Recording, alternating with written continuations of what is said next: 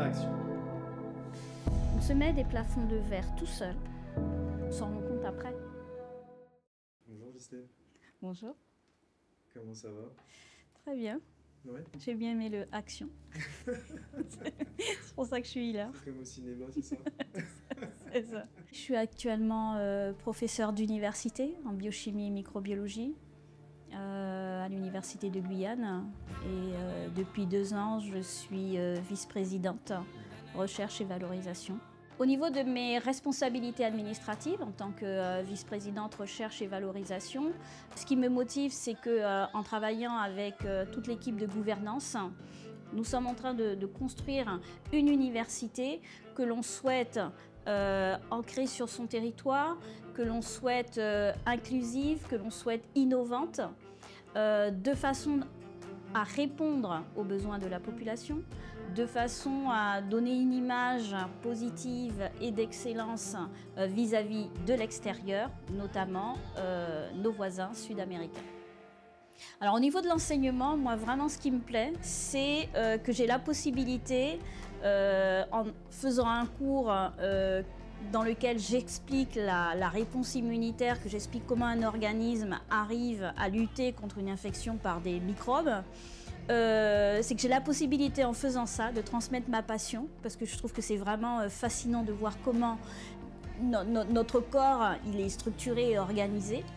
De voir dans le regard des étudiants que parfois certains ils sont aussi fascinés que moi.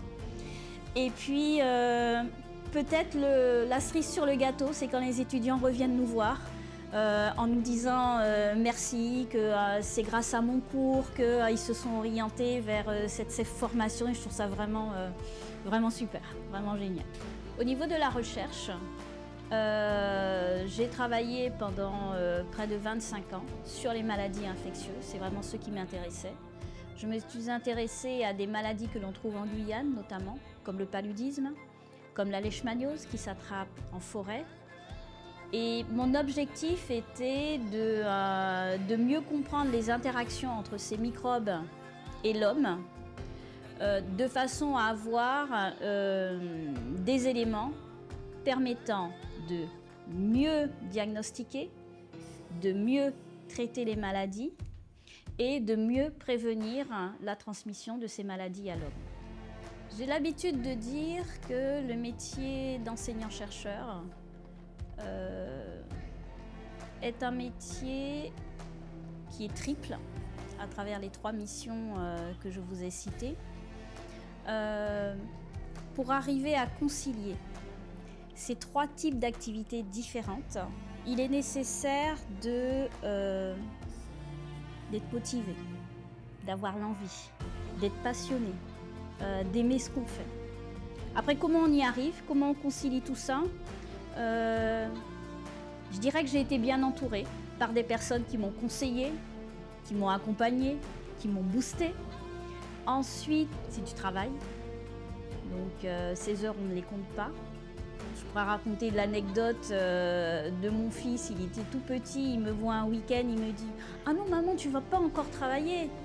Et là, j'ai marqué un temps d'arrêt, j'ai dit « Ok ».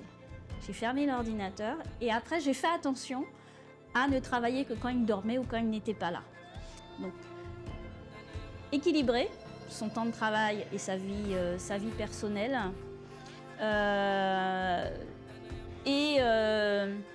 Le travail, s'informer, se renseigner, avoir tous les éléments de façon à pouvoir construire une démarche et mener à bien ses projets. Alors s'il y a une chose qui me paraît importante de retenir de tout ça, c'est que si vous avez un rêve, dites-vous qu'il est forcément accessible. Il faut juste que vous ne le mettiez pas trop haut. Ramenez-le parce qu'il n'est pas si loin que ça. Alors comment faire pour atteindre votre rêve?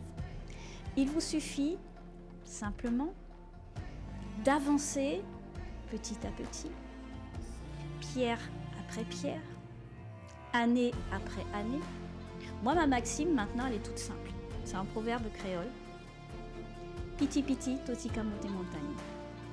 Et je me base sur ça lorsque les choses ne vont pas assez vite, ne vont pas dans le sens que je veux. Je me pose doucement, une pierre après l'autre, un pas après l'autre, et vous allez voir que vous allez y arriver.